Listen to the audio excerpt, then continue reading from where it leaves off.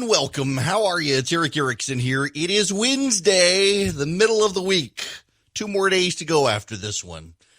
Maybe we can get through it together. I hope we'll be able to get through it together. All right, the phone number, if you want to be a part of the program this morning, what is my number? 877-97-ERIC, 877-973-7425. You can also get me on social media. You should follow me on Instagram. You'll like me better on Instagram. I am virtually everywhere. E.W. Erickson. I'm not on Snapchat, and I refuse to be on Snapchat because someone actually got E.W. Erickson and then tried to sell it to me, and there was nothing doing. So I'm not there. I don't want to be there. No 40-year-old married man should be on Snapchat anyway. If you are, we got to question you. So, but Instagram, Twitter, Facebook, YouTube, E.W. Erickson. You can find clips of the show and the like. And now we got to get started with all of the news. And to begin with, oh my goodness, how do I don't know where to begin on this because I risk angering myself and you over this by going in this direction. But with a devil may care attitude, I think we need to do this. I'm embarrassed as a conservative for some of the things going on in the conservative movement right now. I have worked very hard over the years within the conservative movement to find good candidates. You know, at my first Red State gathering, when I organized these, when I was the editor of Red State in 2009, we invited some up-and-coming people who were running for office that you may have heard of. There was a state representative from South Carolina named Nikki Haley. There was a lawyer in Texas named Ted Cruz. There was a state senator in Florida named Marco Rubio. They were at my first Red State gathering. These are the candidates we supported as a website that I supported, that I campaigned for and fundraised for to get into Congress and the governor's mansion in South Carolina. They've become friends of mine over time. We have over the years had a number of great conservatives. Jim DeMint is a friend of mine, and I dearly love the conservative movement and think it is full of wonderful people. And what has gotten into us? There are 243 outstanding research studies on hydroxychloroquine and its effect on patients. Many of those studies are on outpatient care and whether hydroxychloroquine with erythromycin and zinc actually does good. While the media headlines are that it has been definitively proven not to work, actually there are 243 research studies out there. The media has politicized the issue in response to what they perceive as the president politicizing the issue, and there's still a lot to learn about how the medicine works. In 2005, there was a National Institutes of Health study that showed that SARS, which is a type of coronavirus, was actually defeated by hydroxychloroquine. The problem with the study, if you actually read it, is that it was in cells in labs, not actually in human beings in hospitals. So we've got to actually have have studies within humans, and there are some studies that suggest it worked. There are some studies that suggest it didn't. There are some studies that suggest it works early. There are some studies that suggest it works late. There are some studies that suggest it increases death. There are 342 outstanding research surveys on, or 243 rather, outstanding research surveys on hydroxychloroquine. The data is still to come in. I don't know what the studies say. Nobody knows what the studies say. The data is pending. I know all of this because I pay attention to epidemiological research experts who have to study this as part of their job. Laurel Bristow, who I've had on this program, who's an epidemiological researcher who's traveled the globe, who studies COVID-19, who is actively involved in the research and development of a vaccine and other treatments, keeps up on this stuff. And I found out that there were 243 outstanding research studies on hydroxychloroquine, and particularly in outpatient studies, from her, by following her Instagram account, which is King Gutter Baby. Had she known she was going to have 100,000 followers by being an expert on COVID-19, she would have picked a different name. But nonetheless, and so what did the conservative movement do? The movement, and I use the movement as a precise term, the movement is a collection of organizations and individuals and donors who have for decades now gathered together in various ways to advance the cause of conservatism, limited government, reduced spending, fiscal responsibility, tax cuts, pro-life measures. You've got fiscal conservatives, social conservatives, and the like. And I've been a supporter in those causes. So members of the conservative movement, I shouldn't say the movement, but members of the conservative movement, organized a press conference. And in that press conference, put a number of doctors on stage. None of us can remember who all the doctors are. In fact, Gina Ellis, who I've had on this program, very nice lady. She's a lawyer for the president's campaign. She was upset with me last night for my response to this press conference, pointing out that Stella Emanuel, one of the doctors, the doctor who overshadowed everyone else, if this is the expert, then we should all be ashamed. And she said, well, this is the expert because she's the only doctor who's dealt with hydroxychloroquine who is willing to stand up and speak. No, actually, there were a bunch of doctors there in front of the Supreme Court for a press conference to talk about the use of hydroxychloroquine as an effective treatment against COVID-19. But you don't remember any of those other doctors. She didn't remember any of those doctors. She thought it was just Stella Emanuel. It wasn't. There were these other doctors, but I can't tell you their names now. I think Dan Erickson, the doctor from California, was there, among others. But the reason that no one remembers is because this woman dominated the press conference, and she actually said some strong stuff, that there's no reason to have fear about masks. Hydroxychloroquine works. Now, she admitted her doctor's office wears masks, but that there's no reason to because there's hydroxychloroquine, and people can take it and be fine. Now, social media giants have taken down the video, which I think they should not have done. It just gives it more attention and exposure. More people are talking about this today than yesterday, in large part because the president and Donald Trump Jr. recirculated the video of this woman speaking, saying how good she was. But there's a problem. This woman dominated the press conference. Therefore, she defines the press conference, and this woman has insane views. Now, let me tell you about my insane views, because we need to juxtapose my insane views from this woman's insane views. I believe, I genuinely believe, and some of you will be horrified to know it, I genuinely believe there was a man named Adam and a woman named Eve who were created directly by the hand of God and placed in a garden called Eden. I genuinely believe they were the first real human beings. I genuinely believe there was a man named Noah who had 3 sons who were married. Noah had his wife, and he built an ark, and God saved them from a flood that wiped out all of the earth, including the Garden of Eden and the Nephilim.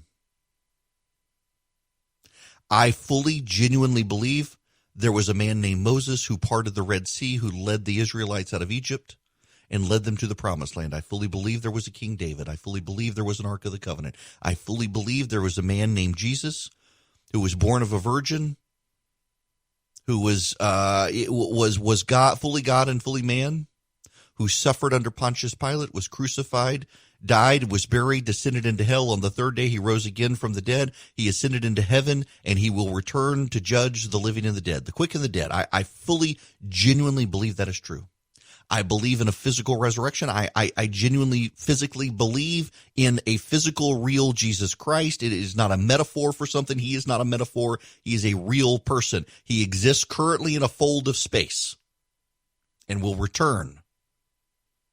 And the world, like a thief in the night, we do not know the day he will come back, but he will come back, and everyone on this planet will bow before him and proclaim him Lord. And he will separate the people of the planet between those who accept him as their Lord and Savior and those who don't, and those who don't will be separated for eternity. Some with horrible, horrible fates. I genuinely believe this to be true. And the world, the cultural left, the secular world, believes that this is all a bunch of hooey. And I believe it is real. And you know, I'm not the only one who believes it is real. 2-3 billion people on this planet believe this is real. We outnumber those who think it's nuts. And the world thinks these are nutty ideas. The world these days finds it disqualifying if you believe in a heaven and a hell, if you believe in an Adam and Eve, if you believe in a Noah, the world thinks you're discredited. And we all stand together united in that.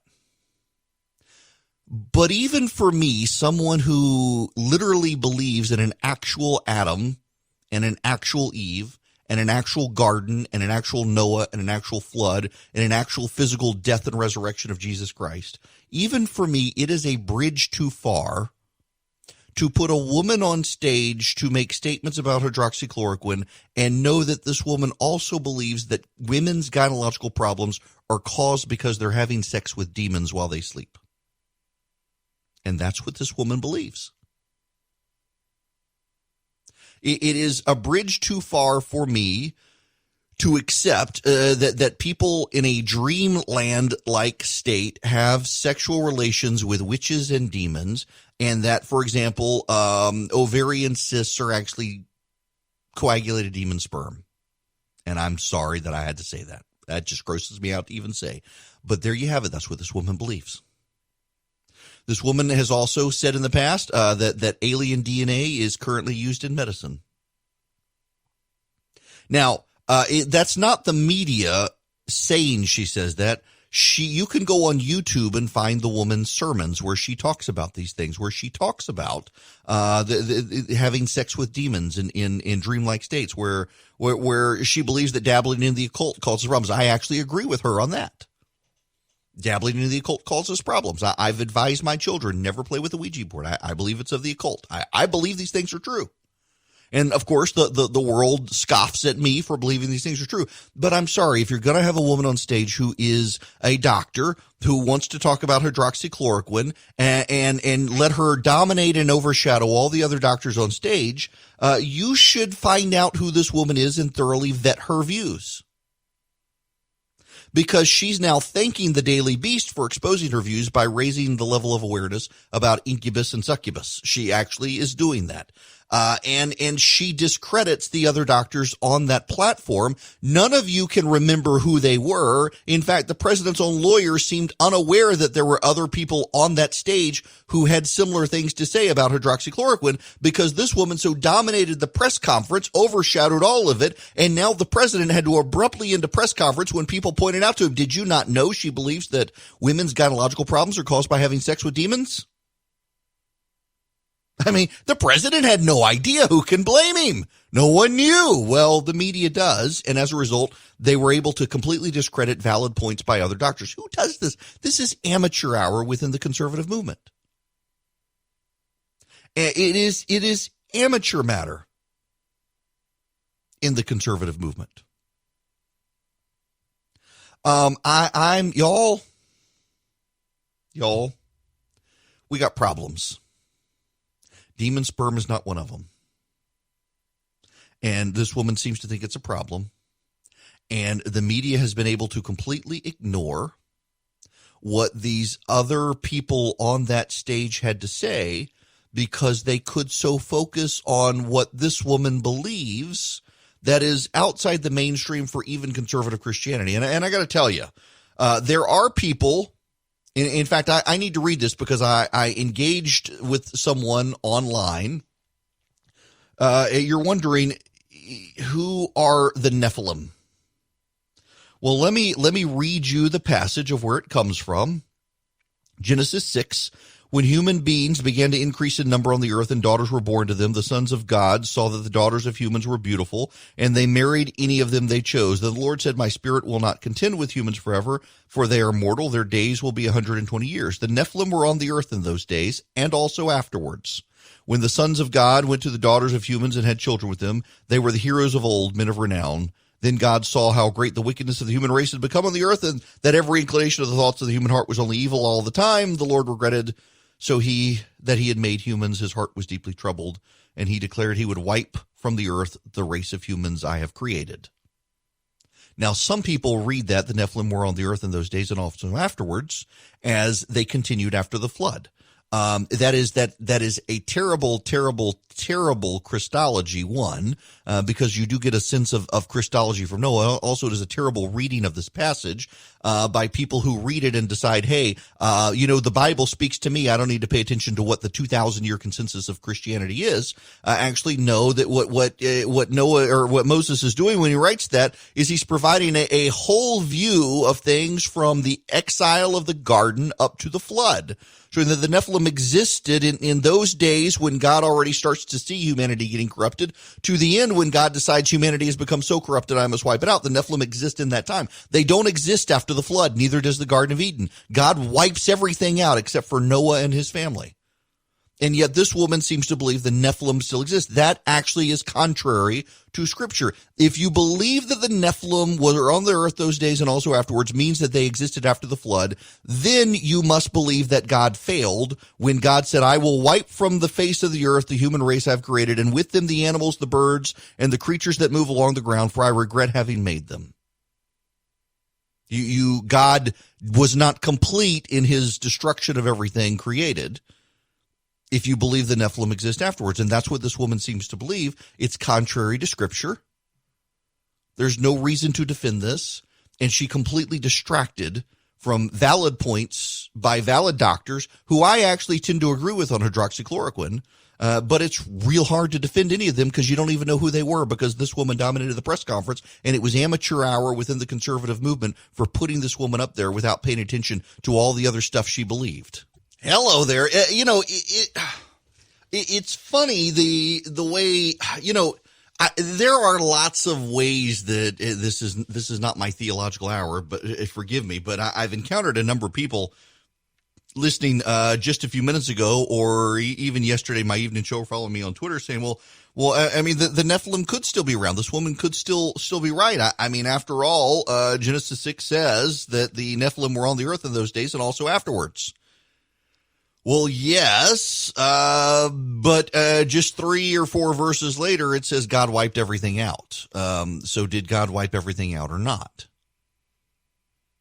And you do have to have some level of discernment in how you read this stuff. And y'all, I'm aggravated by the people. Listen, there are a bunch of studies out there, over 200 studies on the effectiveness of hydroxychloroquine. I actually know people who attribute their turn against the virus to the use of hydroxychloroquine. My agent in radio was at death's door, and they administered him the hydroxychloroquine erythromycin combo, and he turned the corner.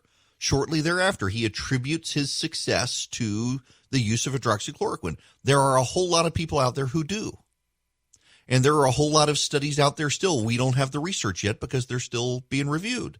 A lot of the studies we have are very small samples of 25 to 50 people, which really can't tell you anything. There were such good points to be had. There were such good points to be made. And several of the doctors at that press conference made great points, and we don't remember any of it.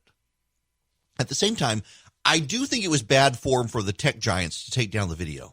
And the reason is the Streisand effect. In 2005, Barbara Streisand sued a photographer for having taken a picture of her home. He was documenting coastal erosion up the coast of California. He took 12,000 pictures. Her picture, according to the lawsuit, had been viewed 6 times.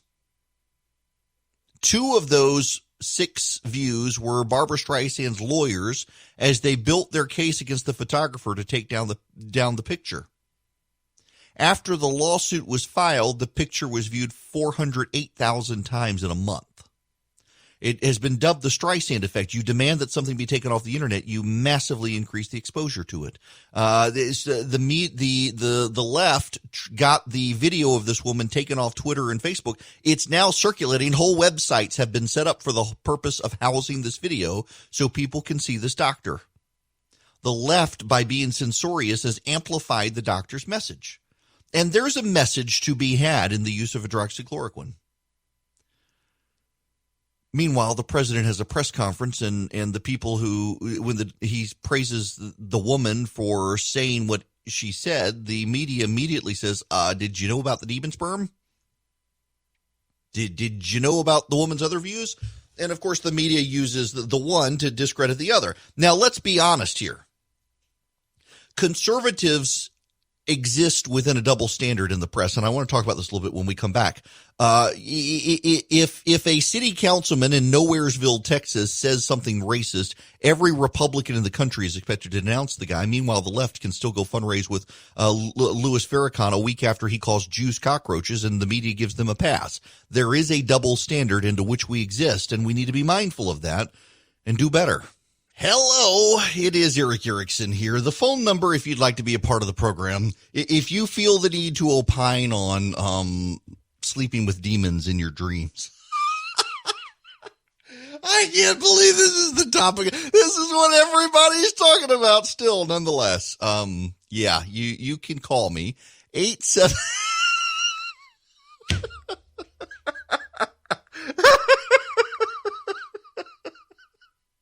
Oh my gosh.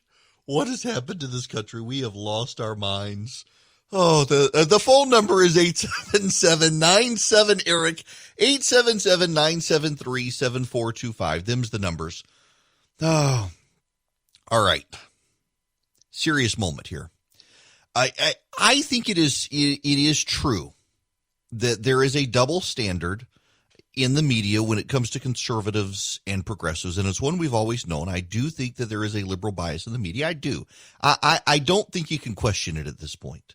It's always laughable to me to see people on the left outraged that the media has a conservative bias, and their proof is that they dared to allow a conservative on television. Yes, they allowed one conservative on a panel with 3 Democrats. You know, when I was at CNN, this is what would happen typically is you would have me, a hardcore, diehard partisan of the left, and then a supposedly objective person who had worked for Democrats all their life. And it was always me against everyone else. And I actually like that. This is one reason Rush Limbaugh pushed me years ago to start at CNN and then eventually move to Fox, is that I needed to get my missionary training in first. And I did. And I loved it. And I actually made friends with people on the left. And some of them would privately concede that there is a liberal bias in the media. So when you know going in that there's a liberal bias, one thing you've got to do, I mean, it's the same way in college. If you've got a teacher who hates you, one of the things that you have to do if you've got a teacher who hates you is you've got to be on your A game at all times. Give them no excuses. And so if they're going to hate you and punish you, you make sure they're punishing you because you've done your absolute best work, and then it becomes obvious to everyone that there's a real bias. Don't give them an excuse that they can hide behind to go after you. Whether you're dealing with a difficult teacher or an employer or anyone you think is out to get you. The media is out to get conservatives. For years, the media has defined conservatism and Republicans as the same. They're not. For years, the media has gone out of their way to put on crazy conservatives to undermine cases. For years, when it came to pro-life stuff, I had this experience at CNN. Whenever there was a pro-life issue, they always wanted to put a male pro-lifer on and then surround him with females. So he looked like the bad guy. You know, I refused, actually, while I was at CNN, to go on and talk about pro-life matters because I knew that would happen to me. I would be the pro-life man against the pro-child-killing women at CNN, and I always recommended pro-life women, and inevitably they never even bothered to reach out. They just went and found a different man. Occasionally they would, and it was always a surprise when they actually would put a pro-life woman on. There are plenty of pro-life women out there. Most of the pro-life movement is run by women. Peggy Nance, Charmaine Yost was the head of one of the great pro-life groups out there, and a number of other women who are out there in the pro-life movement defending pro-life values, who never get asked to be on TV because the media really wants you to believe that everyone who is pro-life is a man who wants to control a woman's uterus. And conservatism has to fight against this. And one of the ways we do is we advance strong women in pro-life positions and make it so abundantly obvious that they are there, and so abundantly obvious that they actually are in charge. They're not just figureheads, and that it's impossible for the media to ignore them. And increasingly that's happening. Increasingly, you do see the media now, even at CNN and MSNBC, having to put on pro-life women. Because the conservative movement got smart, got savvy, got really good people, really competent women who were put in charge of great organizations, who help found great organizations, who fundraise for those organizations, who believe in the cause, and don't embarrass us. So when you're confronted with the defense of the president, oftentimes what happens is the media likes to put on the craziest person who can defend the president. Notice, by the way, I was doing regular media hits as a conservative critical of the president. until I said, despite those criticisms, I would vote for the president. I hardly do any TV anymore because the media really doesn't want someone to come on and say, well, you criticize the president. Why would you support him? Well, have you seen the other side? No, they don't want to get into that. They got to portray all the president's supporters as crazy. So when you have a woman stand in front of the Supreme Court with a group of fellow doctors to make the case for hydroxychloroquine as an effective treatment, make sure that this doctor actually is credible, competent, and not nuts. And I'm not talking about defenses of Christendom, because the media is going to portray everyone that way, and that winds up typically hurting the media, because the media will hang their hat on someone having Christian beliefs, and it winds up going terribly for them because they forget that because no one in their newsroom believes in Christian values, that in fact 3 billion to 4 billion people on the planet do, and it always blows up in their face when that happens. So I'm not talking about that. I'm not talking about someone who's gotten on a stage and defended the physical resurrection of Christ or the existence of Adam and Eve or a global flood. But when you have a woman who is a doctor who stands on a stage and makes a persuasive case for hydroxychloroquine, please, for the love of God, make sure that this person does not believe that women are having sex with demons in their sleep and getting ovarian cysts as a result.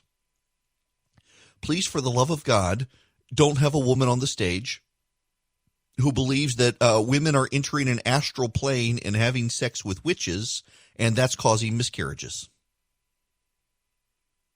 And please, for the love of God, don't have a woman on the stage who has talked about alien DNA in use in medicine, because that just gives the media the opportunity to undermine the person.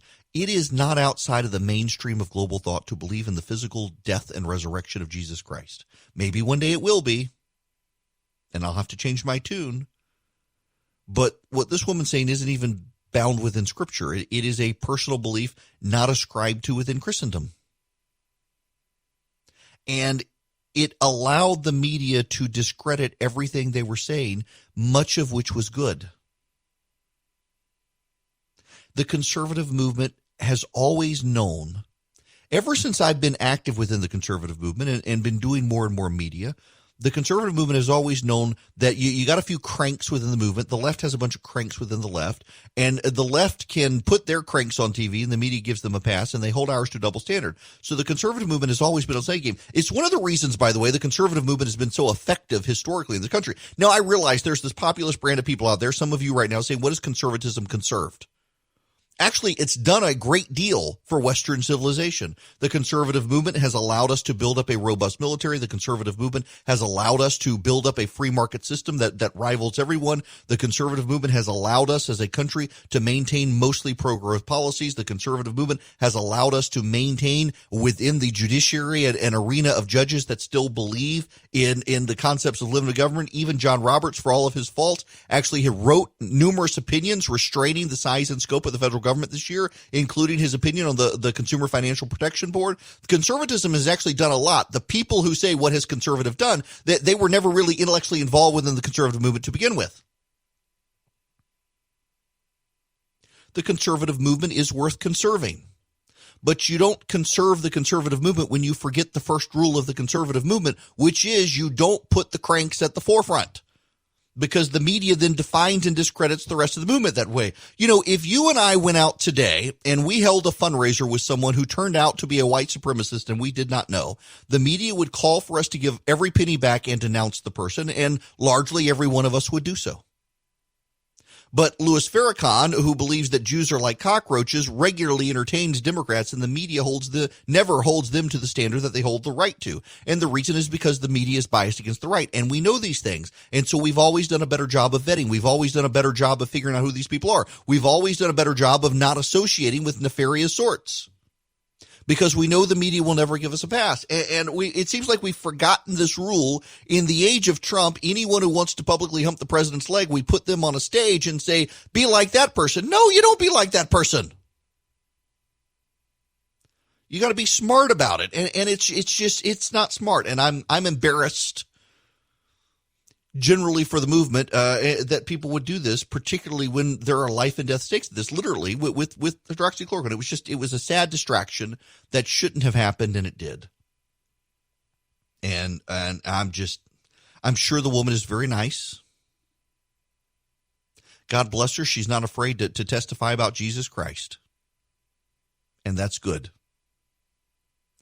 But she shouldn't have been the voice that dominated the stage. She just shouldn't have been. The doctors had good views. And no one can tell me their names. I think Dan Erickson has come out very vocally. He was one of the doctors out in California. They took his YouTube video down, too. I want to talk, by the way, about YouTube and Google and the like when we come back, because there is stuff to say there. But y'all, come on, please. I hope you understand what I'm saying here. There's no reason for me to continue belaboring this point. It's just conservatives need to be on their A game at all times, and this was not being on our A game. And as a result, not only did this undermine the message, it also undermined the president yesterday, who had his press conference and started being asked about this woman and his thoughts. He clearly had no idea that the woman believes these things. He's the president of the United States. He's not online reading all these articles about this woman's views and watching her YouTube videos. And by the way, the press isn't just saying this about the woman. She's actually got YouTube videos where she herself says this stuff. So they're not putting words in her mouth. We got to do better, y'all. We really do. We've got to win. As a conservative movement, we need to win on the battlefield of ideas against the left. The left believes that they can win through fear and intimidation and making people too scared to stand against them. And the way the right stands up to them is not to behave like them, but to, on the battlefield of ideas, put forward better ideas that galvanize more Americans, so they may not stand up publicly to the left, but they will go into the ballot box and reject the left. And maybe that'll happen in November. Maybe it will. But our ideas and our values must matter in the argument, and right now it just doesn't seem like they do. Hello there. The phone number is 877-97-ERIC, 877-973-7425. You know, when we're talking about fiction and mythology here, here's one. This is an op-ed from Teen Vogue. Teen Vogue is a...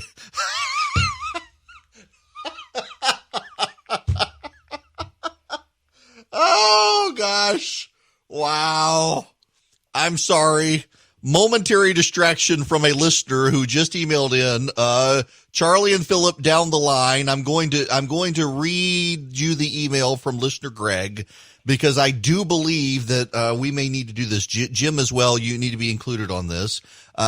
Can we get a demon sperm PSA to go along with all the ad council PSAs that play during your commercial breaks? I believe, Greg, that may be possible. We've got a crack team of people who may be able to put together a PSA about the dangers of that. We really, oh man, we should do that. We should. Greg, you're a bad influence on this program. Okay. Black on black crime is a dangerous myth, according to Teen Vogue. Here's the sub headline. This op-ed addresses how white supremacists have long promoted the idea that black people are inherently more violent. Black Lives Matters is an affirmation. Oh, I'm sorry. Teen Vogue decided to put a pop-up in my way. Black Lives Matter is an affirmation in a world that has made it abundantly clear that too many black lives don't matter. The movement represents a generation of black people who are taking the metaphoric baton from ancestors who were enslaved, tortured, and killed for merely existing in the bodies in which they were born. The Mapping Police Violence Project has found that black people are currently more than 3 times as likely as white people to be killed by law enforcement. That's not really true. This enduring violence is upsetting. And in the aftermath of the killing of George Floyd and Breonna Taylor, people got upset on a global scale. In response to this rallying cry for respect and justice, some have tried to discredit the movement, simultaneously placing blame on black victims with a phrase that has been used by white supremacists for years: black on black crime. A report released by the Department of Justice in 2017 found that of all the violent crimes committed between 2012 and 2015, 22.7 were committed by black people, and 63% of those were committed against other black people. This is in comparison to 44% of all violent crimes committed by white people, 57% of which are committed against other white people. According to the data, white people commit crimes against other white people about the same rate black people do against other black people. But despite these numbers, people aren't discussing the white-on-white crime problem. Well, because there's an answer to the question if you're not looking for racism and everything. And the racism, the issue tends to be that white crimes tend frequently to be crimes of passion against known people, and other crimes within the black community oftentimes are gang violence and the like. And you got to be careful there. For intraracial violent victimizations, the rate of black-on-black violence, 16.5 victimizations per 1,000 black people, was higher than the rate of white-on-white violence, 12 per 1,000 white people, and Hispanic on Hispanic violence. This is actually from the Department of Justice report the guy links. The rate of violent crime was higher for intraracial victimization than for interracial victimization during 2012 to 2015. The rate of violent crime committed against a white victim by a white offender was 12 victims per 1,000 compared to 3.1 per 1,000 for the committed by a black offender. The rate of violent crime against a black victim by a black offender was 16.5 victimizations compared to 2.8 for those committed by a white offender.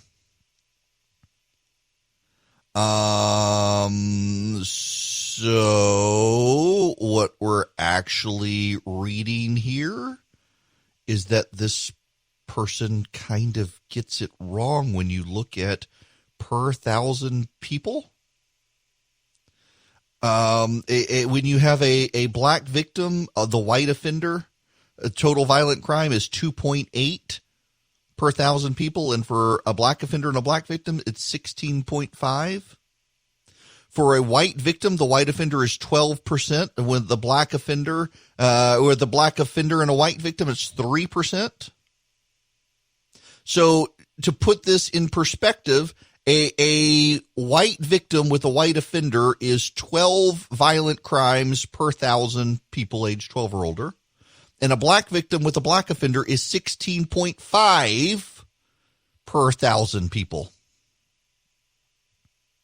In other words, white people are more likely to commit violence against white people, and black people are more likely to commit violence against black people, and Hispanic people are more likely to commit violence against Hispanic people. The problem, of course, though, is that black people commit violence against black people at a higher rate per capita. It's not a racist talking point to point that out. It is actually not a myth. It is actually fact. And that's sad that we're being yelled at for racism when reading the Department of Justice's own report now this report came out in 2017, mind you, but it is a careerist statistician looking at the era of Barack Obama, and it's not racist to point this stuff out. You know, data really isn't racist. You can interpret it through a racist lens, but it's actually not racist to point out that black-on-black violence is actually a thing and not a myth. What's crazy is you've got a publication like Teen Vogue. I don't know any teen who actually reads Teen Vogue. It is a communist publication as far as I can tell. I mean, really, it is a propaganda outlet. When I talk about the Chinese subsidizing American media and pushing stuff and having reporters in their pocket, Teen Vogue is one of the things that I think of. I don't know that the Chinese are paying them, but they certainly have a lot of sympathetic people on the payroll who seem to love communism and hate the United States and are routinely engaged in a pattern of telling us that things that are real are myths, and you're a bad racist person if you believe the truth. I don't understand. I mean, liberalism just causes brain rot. It does.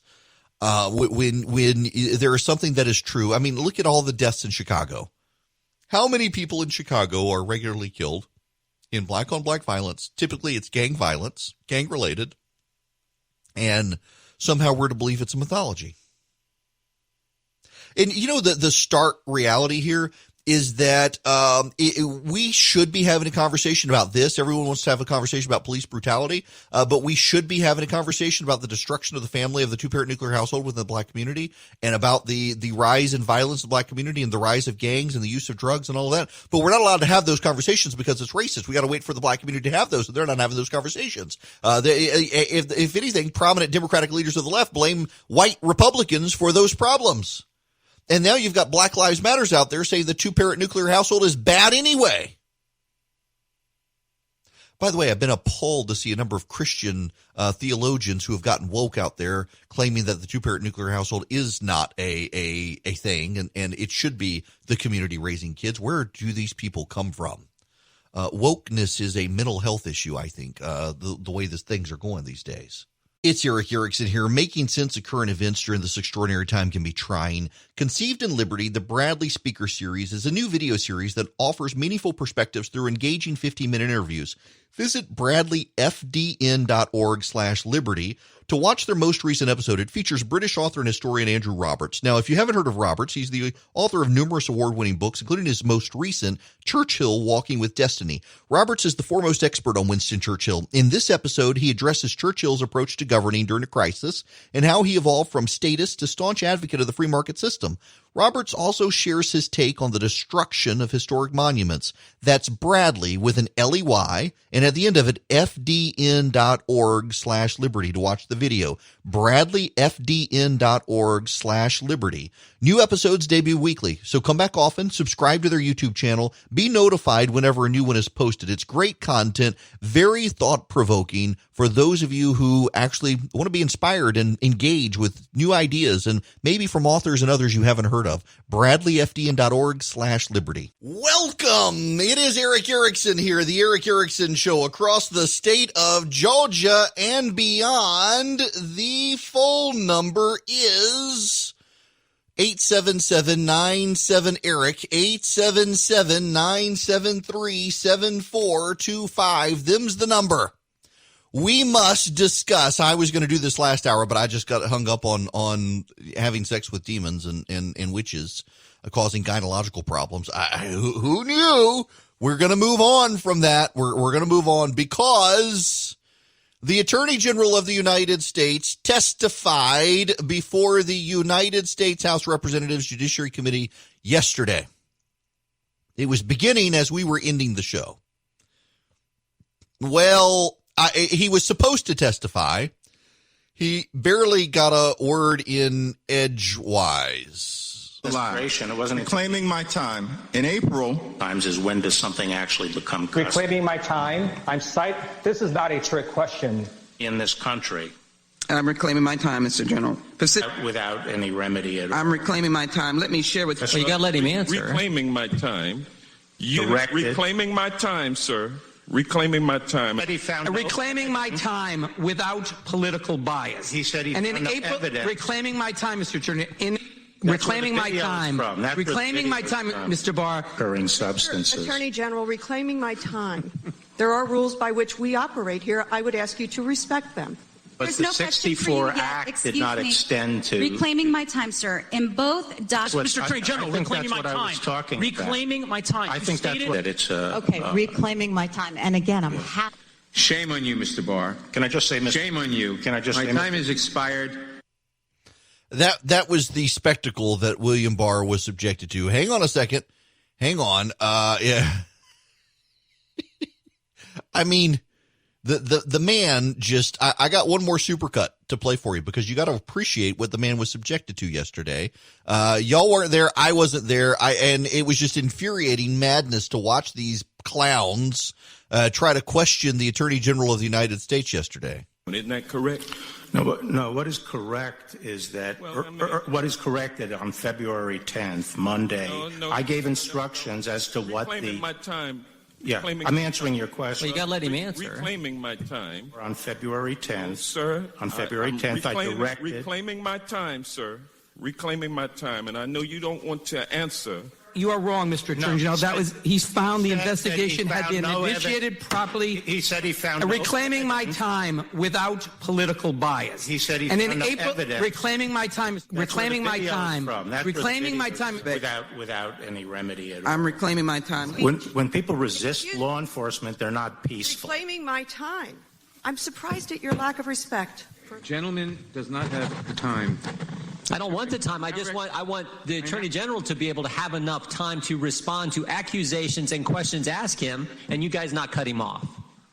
What you want is irrelevant. Do you have anything you want to say in response to the speeches that have been given by the other side, and then you've been cut off? Yeah, well, let's on Lafayette. The gentleman's time has expired. Tell me the name of the cases. I don't have the name of the cases. Where South were Carolina and Alabama. You'll have a chance to comment after your testimony is done here today. That it is not a self-defining term, as they only got 2 minutes, sir. That they recognized. Mr. Barr, if I may. Yeah, but this is a hearing. I thought I was the one that was supposed to be heard. Well, I'm going to get there. I mean, that's how bad it was. I mean, these buffoons, they couldn't actually score points except by talking over the guy. I want to play for you actually a couple of the relevant points that just are so perfect that encapsulate just what idiots these people are. Here is the Attorney General. I forget which congressman he's engaged with here. Prosecutors who make political contributions are identifying fairly strongly with a political party, wouldn't you? Who makes contributions? You said in 2017 that prosecutors who make political contributions are identifying fairly strongly with a political party, correct? Yes. And in fact, you and your wife have donated over $730,000 to Republican and conservative candidates, including donations of $58,000 to Republican senators and Senate candidates in the 4 months preceding your confirmation. That's correct, Are you surprised I'm a Republican? Is that correct that you made those donations? Over a long period of time.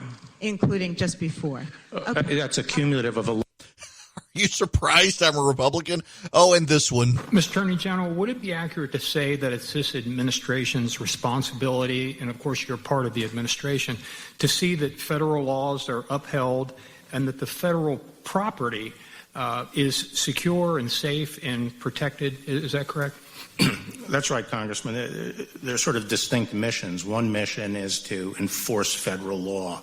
And by the way, the federal government is the sovereign of the United States. We have two sovereigns here in the United States, and we enforce the federal law all over the country. Every square foot of the country, we enforce federal law. The other is protecting federal property, and specifically U.S. courthouses, which are the heart of federal property in all 93 jurisdictions in the United States.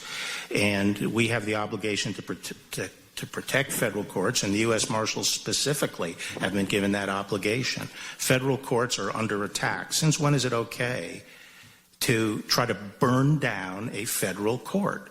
If someone went down the street to the Prettyman Court here, that beautiful courthouse we have right at the bottom of the hill, and started breaking windows and firing industrial-grade fireworks in to start a fire, throw kerosene balloons in and start fires in the court, is that okay? Is that okay now? No, the U.S. Marshals have a duty to stop that and defend the courthouse, and that's what we are doing in Portland. We are at the courthouse defending the courthouse. We're not out looking for trouble. I mean, case closed. At least it should be. Now, there's one more clip I need to play, and I don't. Okay. I have to work on my sanctification. We all do. And occasionally I get so infuriated with this stuff, I have to watch my mouth, because I may say stuff that gets me taken off the radio, and the word choices that I tell my kids I would spank them if they used. And I'm about to play something that causes me to fly into a spittle-fueled rage, and I got to be careful with myself. You need to be careful with yourselves as well when we listen to this. This is, the left-wing activist Congresswoman Jay Paul, who is with AOC and what's her name, Ilhan Omar. Got to play you this clip. There's a relevant point here, a couple of relevant points. I don't know that I can make it through this whole clip. I may need to put my mic on mute so you can't hear what I'm saying as I'm yelling at this woman. But yeah, you will be enraged by this woman too. but there are several points that must be made, and you must hear this clip to understand those points.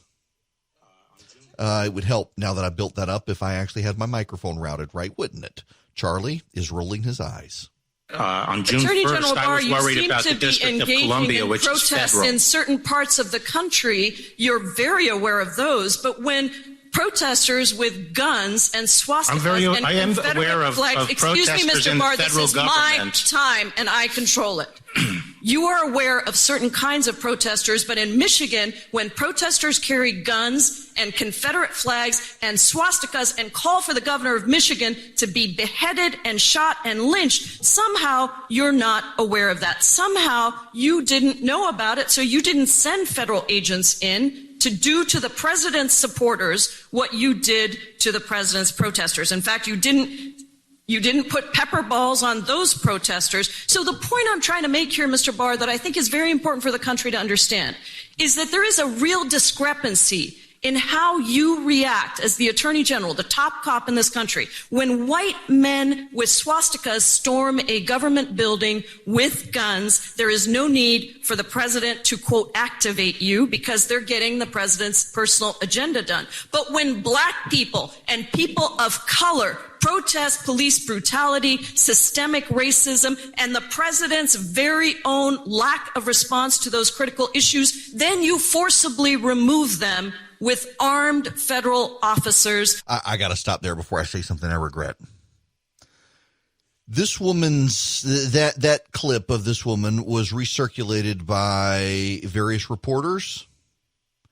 It was recirculated by Jim Acosta. It was recirculated by MSNBC reporters, by reporters at ABC News and the New York Times and the Politico and the Washington Post, all of them enamored with this woman's line of questioning. Do you know, correct me if I'm wrong, I don't believe that anyone tried to burn down the Michigan State Capitol when the protesters were allowed by the police into the building to protest. I don't recall Molotov cocktails and laser beams and cans of beans being hurled. I don't recall in California or Colorado or elsewhere the protesters burning down buildings. I'm sorry. Was there a federal courthouse that the protesters in April burned down? This woman's so stupid she can't distinguish between the two. And the media that's humping her leg on this, they can't distinguish between it either. There's just, oh, slay queen, slay, you got him, except my voice isn't lispy enough to capture the typical reporter who's doing it. Slay queen, slay, you just got Bill Barr. No, she didn't. She proved herself to be an incompetent idiot who can't distinguish between the two and wants to whip people into a racial frenzy when it wasn't the white people burning down buildings. Hey, and you know what? It's not black people burning down the buildings right now either. It is white little hipster Antifa people in their skinny jeans who, thank God, their jeans are so tight they'll never be able to procreate again. But at least we should be able to distinguish between the two. You're not having black people protesting black injustice in Portland, Oregon right now during the day in front of that courthouse. It's a bunch of little white kids who have nothing better to do at home with mom and dad, so they're out Molotov cocktailing the place. When the people were protesting to open businesses back in April, they were allowed in to the Michigan State Capitol. Were there idiots there? Yes. There were some idiots with incendiary statements. It's like the two idiots who wore the swastika face masks to Walmart to protest. You don't do that if you want to be taken credible. In the same way you don't stand up on stage and after having years of documented videos on demon sperm beliefs. You just don't do that. But they didn't Molotov cocktail. They didn't fire laser beams into the eyes of police. They didn't fire their guns that they brought to their protest. They didn't do any of that. And the fact that, and this is the most annoying part of this, it is reporters from major news outlets who are circulating this as if she got him. Ooh, she got him. She's a good one. you're such a brilliant woman who stood up there. You stared down Bill Barr, wouldn't let him talk back to you. You're the boss lady. We got a bunch of idiots in the press these days. We got a bunch of babbling idiots who look at this stuff and think about this. I mean, 4 hours later, they're having to go to the doctor because they still got one after watching this video of this woman who did nothing but fail to distinguish between peaceful protesters and people trying to burn down a federal courthouse. People are stupid, and too many of them exist within the reporter corps of the American press. This woman is not some hero. This was the only thing remarkable about this was that this woman was too stupid to be able to distinguish between peaceful protesters and violence, and wanted to claim that it was racism that Bill Barr didn't stand in the way of peaceful protests, but it's racist that he's out there trying to stop a federal courthouse from being burned down. And the media is giving this woman a standing ovation. Maybe they've all been hit in the head with cans of beans. I gotta play this audio clip real quick because I got questions and maybe you have answers. Welcome back. It's Eric Erickson here. The phone number is 877-97-ERIC. That's 877-973-7425. With this new agreement, my administration is using the Defense Production Act to provide a $765 million loan to support the launch of Kodak Pharmaceuticals. It's a great name when you think of it. Such a great name. Was one of the great brands in the world. Then people went digital and Kodak didn't follow. But now under very extraordinary leadership, they are following. And they're doing something that's a different field, and it's a field that they've really hired some of the best people in the world to be taking care of that company and watching that company, watching over it. But it's a breakthrough in bringing pharmaceutical manufacturing back to the United States. Okay, I'm sorry. When did this happen? What did I miss? Kodak is now a pharmaceutical company? I mean, they were the gold standard. This is how innovation always gets the companies that try to rest on their laurels.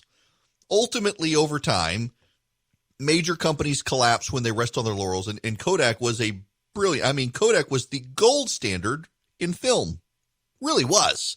And then digital came along, and Kodak tried to be dismissive of it, tried to shut that market down, and digital just exploded. And I haven't used a film camera in years. Now, I will tell you, I've got a couple friends of mine. They're hipster photographers. They really are. Like, I don't mean that disparagingly, but if you can picture in your mind what a hipster photographer would look like, that would be what these friends of mine. And they've gone back to film.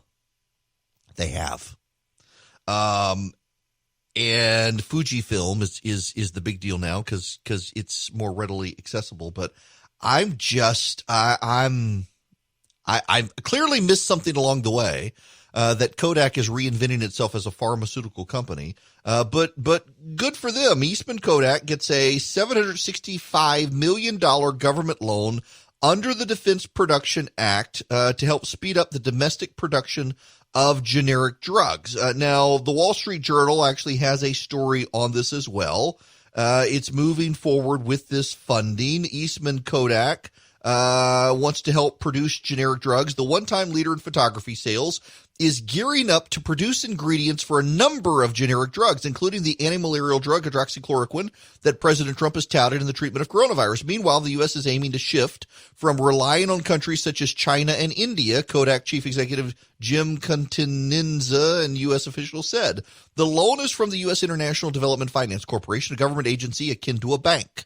The loan is the first of its kind under the Defense Production Act, which the Trump administration had previously invoked to speed up production of COVID-19 related supplies.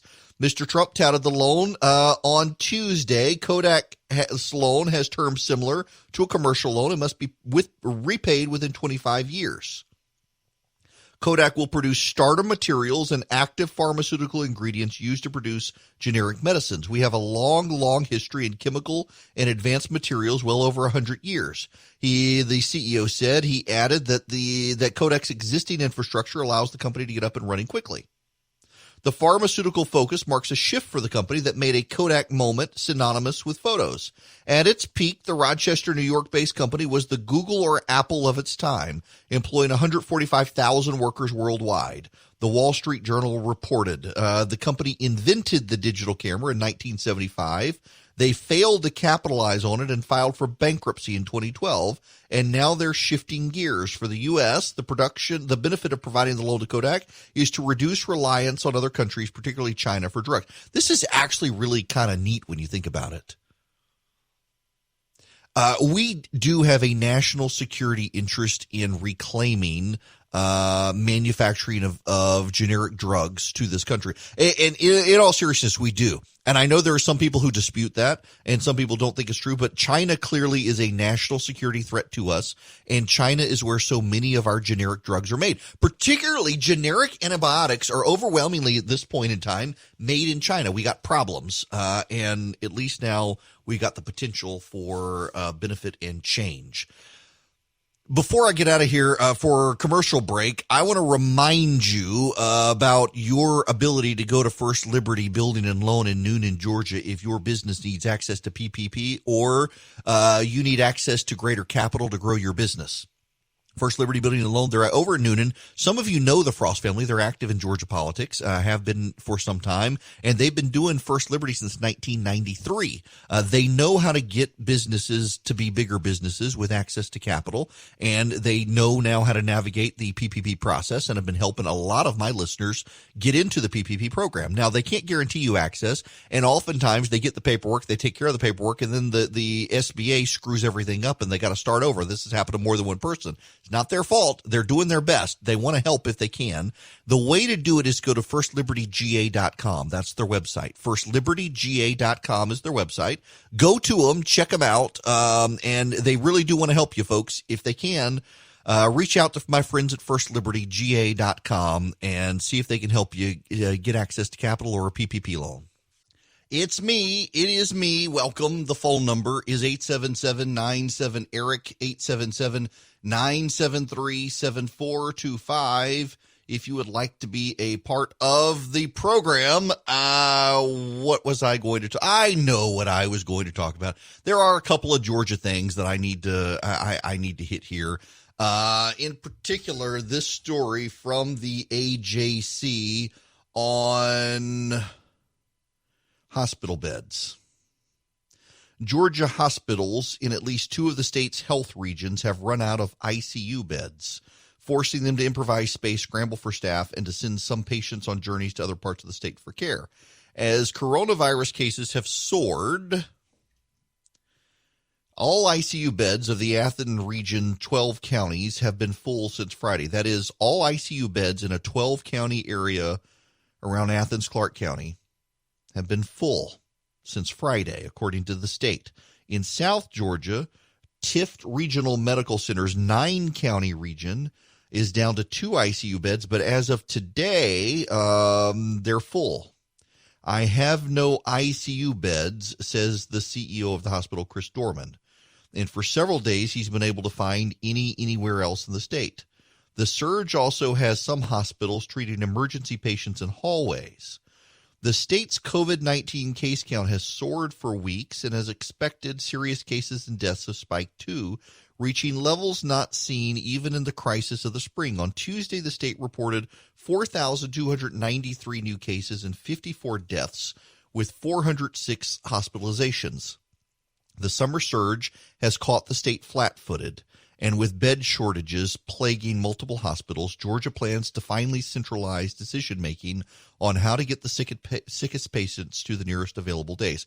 I think saying that the state was caught flat-footed is a editorial comment, and I don't think it's actually true. And the reason I don't think it's actually true is because the state has been preparing for something like this to happen, and they have been working with hospitals. They had not had a centralized plan because it requires working with the hospitals and the various hospital authorities, and they've been putting it in place. Within the next week, the state expects to launch a statewide coordinating center based at Grady Memorial Hospital, which will monitor patient activity and patient overflows and act as a sort of air traffic control in shifting or diverting patients when hospitals become overrun. Cody Hall, a spokesman for Governor Kemp, told the AJC on Tuesday. The state has budgeted $1.2 million for the new coordinating center. The state also is close to reopening a temporary hospital with perhaps 120 beds for non-critical coronavirus patients set up inside the Georgia World Congress Center. An overflow facility is also in the works in Milledgeville. The state is also contracted with Piedmont Healthcare for 62 overflow beds at the Buckhead campus's main hospital. The first of those beds opened Tuesday. The issue isn't merely space and beds. Patients entering ICUs require specialized equipment, critical care physicians, and nurses with training, specialized training to manage the unit's complicated machines, medicines, and treatments. Dorman in Tiff needs 12 such nurses now at his 181-bed facility. The Athens region first plummeted to 0 critical care beds on Friday's daily situation report posted by the Georgia EMA and Homeland Security Agency. That was the first time Amber Schmidtke, a public health microbiologist who tracks the data, had seen an available bed figure hit 0. She said she considers any region with less than 5 beds to be in a dire situation. Piedmont Athens Regional Medical Center would not address the lack of ICU beds, but acknowledged in a statement that patient health volume fluctuates. St. Mary's Hospital in Athens acknowledged it was declining requests to take ICU patients and diverting ambulances with critical care patients. Both hospitals said they could meet needs by calling on sister facilities. Part of the issue here you have to understand is that we are used to, as a population, being able to go to the hospital of our choice. I live in Middle Georgia. I always go to Coliseum Medical Center. If I can't go to Coliseum Medical Center, God forbid, I can go to the Medical Center of Central Georgia. I'm not going to call it Navicent. And if not, there are other hospitals. You may not get your immediate choice. You may not get your immediate case. But it is still possible to get treated in the state. And, they continue now to update the data. And one of the important things, and I want you to be able to see this for yourself, is the 7-day moving average with the Georgia Department of Public Health website. If you text the word data to 33777, you will get that link. You'll get a couple of links. One is to the Adams mask place. If you need a mask, I really recommend the Adams masks. I like them. My wife and kids like them. We've been using them. They're good. And you can order them at adams.com. If you text the word data to 33777, you'll get that link. The second link you'll get by texting data to 33777 is a link to the Georgia Department of Public Health website. And one of the great things that they've done is they have changed the reporting. And the reporting now is, you've got two options. One is the date of report and one is the date of onset. The reason it's so significant to look at the date of onset, because, reporting gets backlogged, and sometimes there's a 7-day backlog.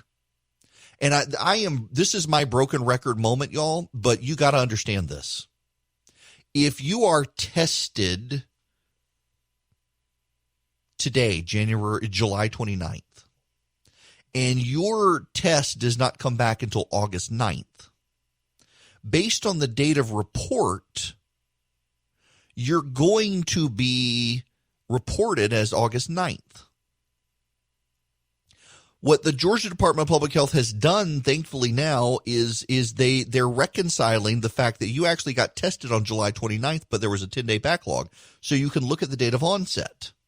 And what you see if you bother clicking on the date of onset is that the number's declining. We're actually in a daily decline now, which is good. We went from 5,422 cases on July 6th to 4,200 on July 13th to right now, we're at 3,289. We're headed in the right direction. There are flare-ups in counties that are deeply troubling.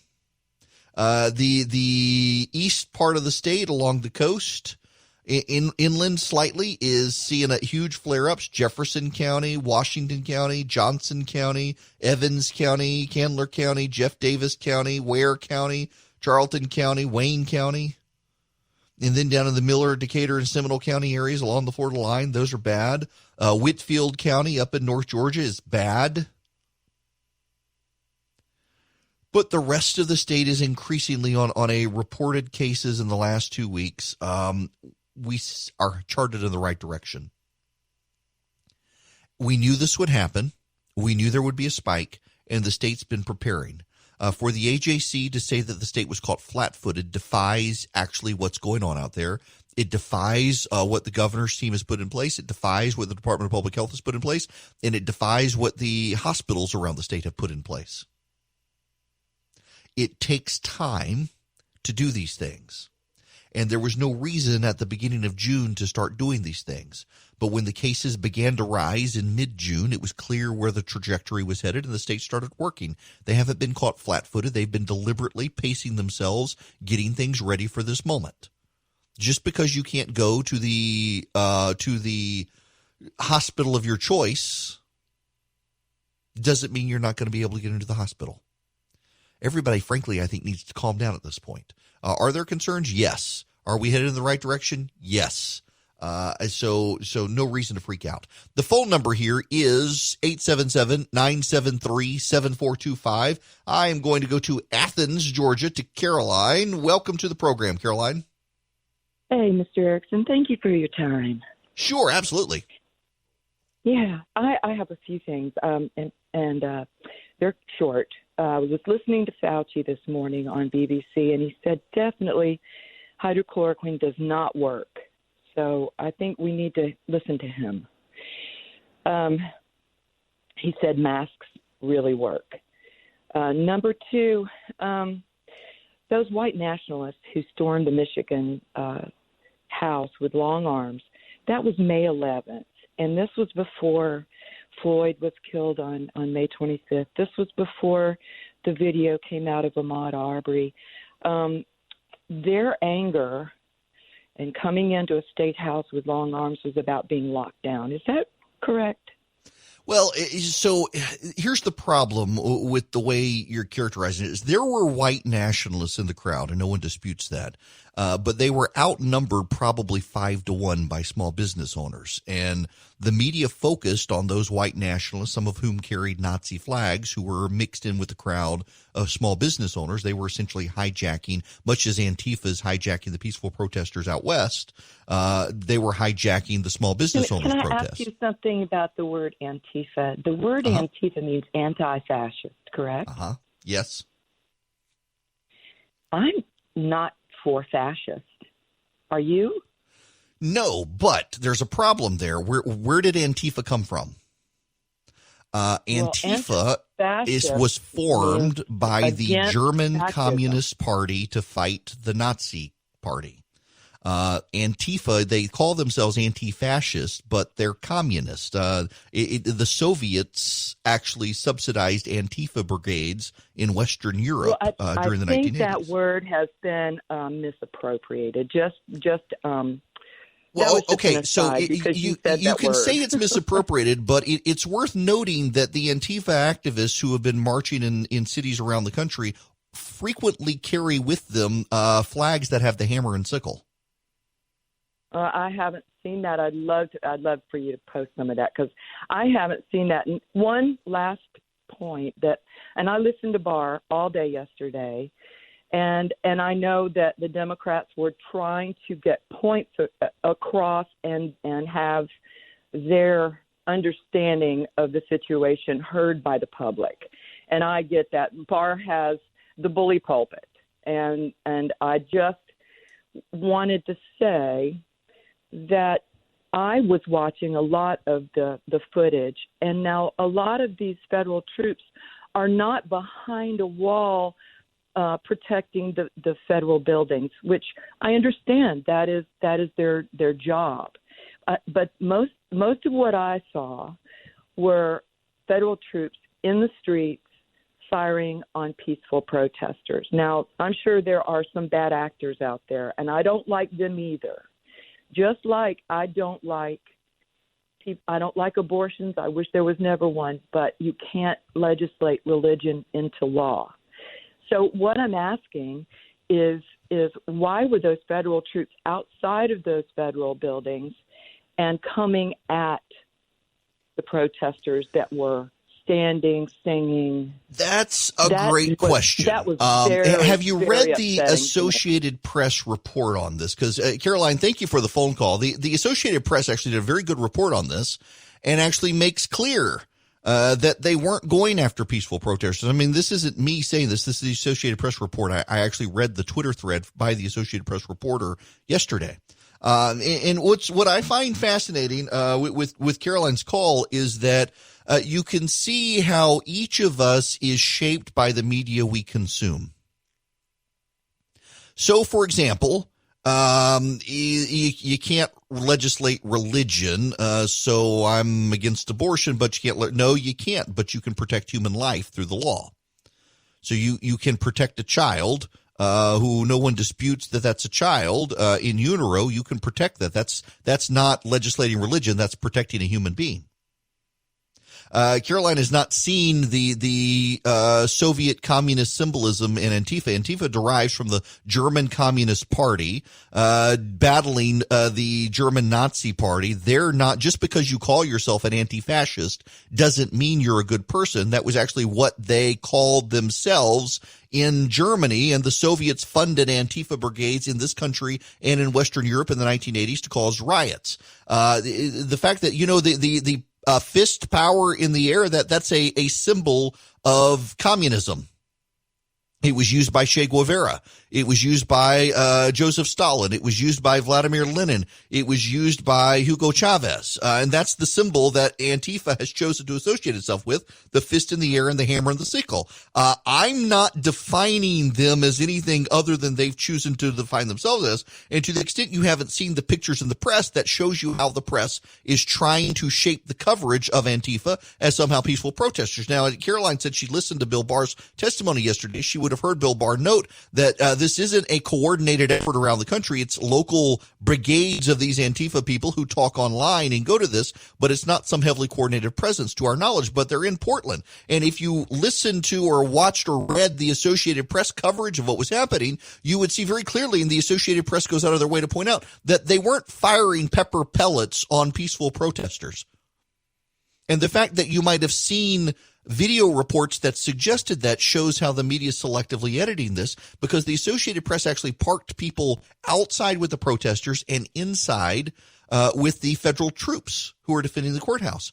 And they noted that the only time the federal troops left the perimeter was when the protesters were trying to tear down the wall to get into the courthouse. That's when they went out and fired on them. It is amazing. Carolyn's call is and thank you, Carolyn, for calling. I genuinely appreciate it, and we can agree to disagree on this stuff. But I think if you're going to say that one side is getting their worldview formed by Fox News, that we should also note that other media outlets are also trying to shape your worldview. And I think it is fantastic that you recognize this. That views are being shaped by the media, but I think we've genuinely got to recognize the fact that unless you comprehensively consume the media, as I try to do for you guys, and give you as fair an analysis as I can before I give you my opinion on stuff, that we got to realize here that you're also seeing selectively edited stuff. For example, Dr. Fauci on the BBC talking about hydroxychloroquine and masks. Dr. Fauci has said the data right now does not support hydroxychloroquine, but there are 243 currently existing in the field research studies on hydroxychloroquine. The existing data we have doesn't support it, but there are 243 outstanding studies to look at it. So we can't say it doesn't work and preclude it altogether. We just can't say the data we have right now is either inconclusive or leads towards where it doesn't work. But there are 243 outstanding research studies, many of them looking at outpatient practice of administering hydroxychloroquine. So all of us, left, right, and center, need to be careful of the media shaping our views. But we also need to be mindful of history, where Antifa came from, the symbols that it used. And if Antifa itself is going to define itself with the use of communist symbols, I don't know why I should be prohibited from defining them as a communist organization. And I'm sorry, but if you're out there trying to burn down federal courthouses, you're no better than the fascists. It is Eric Erickson here. The phone number is 877-97-ERIC, 877-973-7425 if you want to be a part of the program. I got to circle back to Carolyn's call. I'm so glad she was willing to call in. I realize she and I don't see eye to eye, and I don't want just sycophants calling into the program. And so I appreciate that. And I want to help everyone, including Carolyn, understand my perspective on this. The media in April and May told you white supremacists stormed the Michigan state capitol to protest. It is undisputed that the white supremacists were not the majority of the people there, but they were the ones the media focused on. It is undisputed at this point that the protesters in Portland, Oregon during the day are peaceful protesters, and at night, Antifa shows up and tries to burn down the federal courthouse. The same media that wanted to focus on the minority of white supremacists who were in Michigan protesting don't want to focus on Antifa in Portland, Oregon. They want to shape a narrative. And what we all have to do is try to not buy narratives, but find the facts and truth. So in Michigan, it wasn't a storming of the courthouse, though that's how the media characterized it. In Michigan, you are allowed by Michigan law to go into the state capitol building. The police cannot stop you, and the police did not try to stop anyone from going in. And were there white supremacists? Yes. Were there people with open carry? Yes. Were they the same? No. Did some of the white supremacists open carry? Yes. Were there black people there also protesting? Yes. And you wouldn't know that from the media.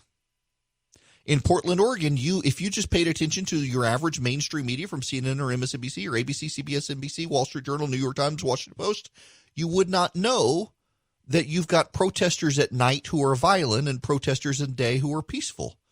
You got to go beyond how the media narrative shapes. And both sides, this applies to both sides. Hello and welcome. It is Eric Erickson here, the third hour of this here program. And the phone number is 877-97-ERIC, 877-973-7425. You are more than welcome to call in.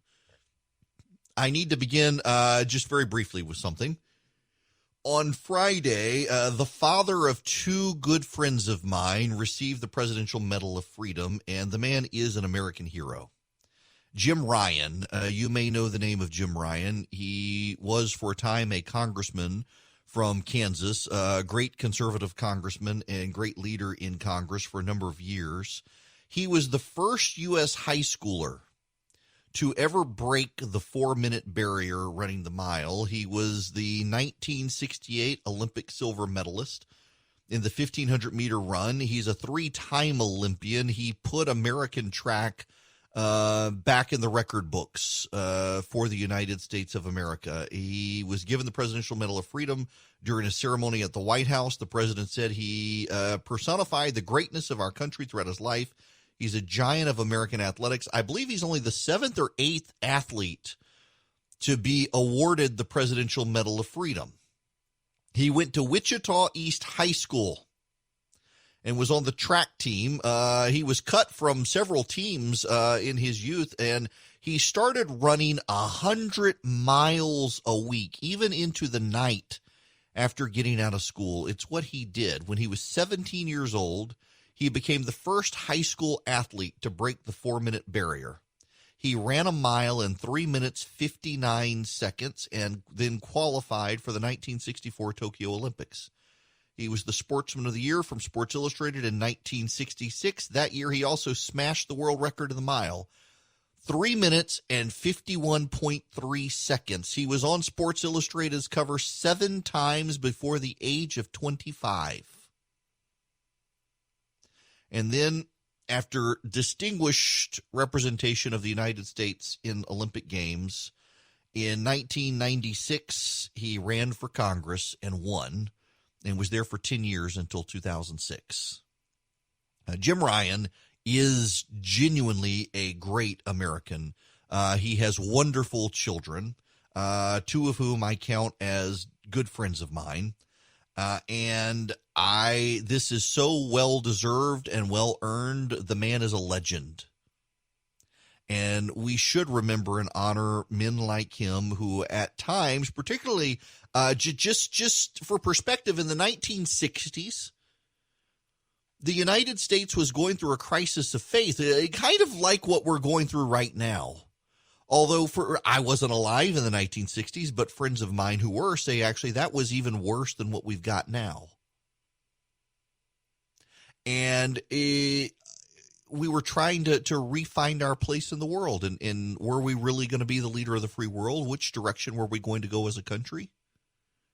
And the nation was inspired by young men like Jim Ryan, who through physical prowess broke record after record, competing against a world behind an iron curtain where athletes were routinely given drugs to give them performance enhancements and competitive advantages, and still he outran them all.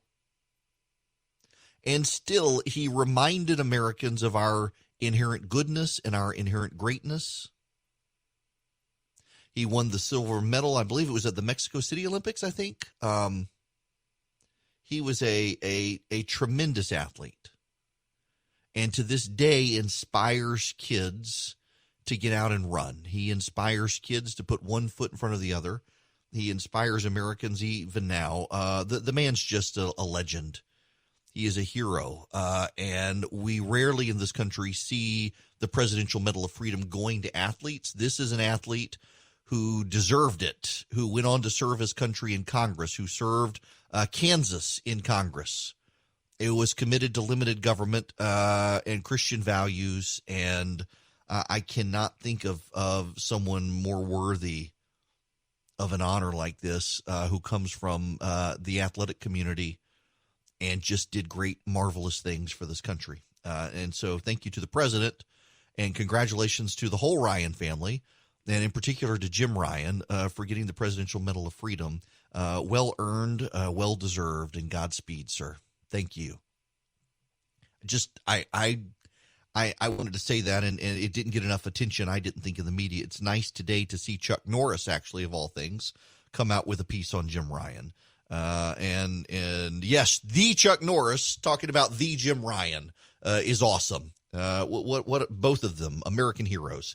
Now, the question of schools continues to come up. I want to play Kristi Noem, who is the governor of South Dakota, was on Fox and Friends this morning talking about this, and I want you to hear what she had to say about sending kids back to school. So tell me the X's and O's and what you decided on. Do all kids wear masks at all ages? How have you separated the classrooms? Have you staggered the times in which they go in? Can you give us an idea what you decided on? You know, every school district's going to make a different decision that works for their facilities, for their children. They're going to be back in school. As far as masks, I am not mandating any masks at the state level. It certainly would be challenging for a child to keep a mask on for 7-8 hours a day. Even while I've sat with a child that had one on, 5 or 10 minutes is very difficult for them. And they're constantly touching it, taking it off, dropping it on the floor. Those all increase rates of infection and are certainly not an environment that is going to help them stay safe. So I think that every school district is approaching it differently and telling parents if your children want to wear masks, they can, but we're not going to make them. I know in New York, Governor Cuomo has said either the children have to wear masks, they have to have some sort of a barricade around each desk, and they have to social distance. So school boards are trying to make decisions, and you have unions getting involved. Are you dealing with any of that there? I would not really. In South Dakota, we certainly have a teachers union, but they've been giving us some feedback as well. And honestly, members of the teachers union are giving different perspectives as well. I met with a bunch of parents yesterday, and it was interesting to me because they were parents of diverse backgrounds, different employment, different careers. Every one of them said, I have no idea how my children would ever keep a mask on all day. Yeah. They just said, some of them were in the healthcare field, and they said in our hospital every day, the workers who work in healthcare don't keep their masks on properly all day long. How do we expect children to do that? When you talk to the majority of parents, what do they say? They're for reopening? They are. They want their children in school. They recognize that they're falling behind. And it didn't matter on the income levels, whether they were people that didn't have many resources or people who had a lot. They all recognized that our children were falling behind, and they needed them to be with their teachers who have the expertise to help them reach the highest level of their potential. Our pediatrician is sending his kids back to school. I think this is more and more happening out there. A lot of people deciding, how do you decide to send your kids back? So this is a level of stress in our household. I mean, you guys understand what we're dealing with in our house. My position is that we all need to show each other a whole lot of grace on whether or not to send our kids back to school, and also show grace to the administrators of the schools who are getting mixed messages, who are trying to figure it out. What I want to focus on with Governor Kristi Noem of South Dakota there, who was speaking, is that she wants to let local school boards in local communities decide for themselves whether or not they are going to proceed with reopening. She wants to be able to allow her local school boards, based on the conditions in their local communities, decide. And I think that's the right approach. There can be no one-size-fits-all approach here. And I think that applies to schools. I think it applies to masks. I think it applies to reopenings, all of that. Everyone wants some sort of national policy from Washington, D.C. I don't think you can get a national policy from Washington, D.C. I just don't think you can. And the reason I don't think you can is because we are a nation of 350 million people spread out over 50 states, some in rural areas, some in suburban areas, some in urban areas. Things are different in different places. The virus, when it gets into your community, does not care whether you're rich or poor, white or black, male or female, Democrat or Republican, rural or urban. But it's going to spread in different ways.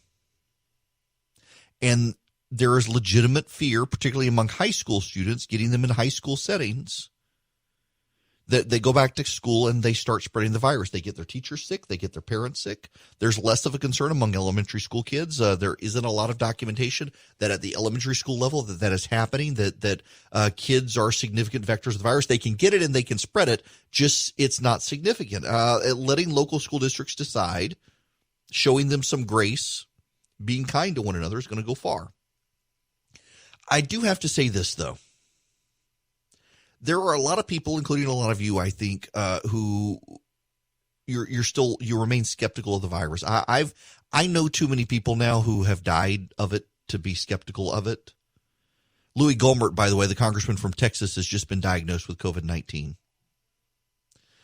Keep him in your prayers.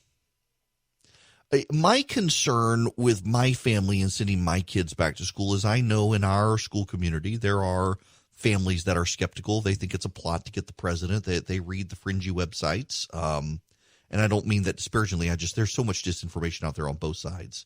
The virus is way worse than a lot of Republicans think and way not as bad as a lot of Democrats think.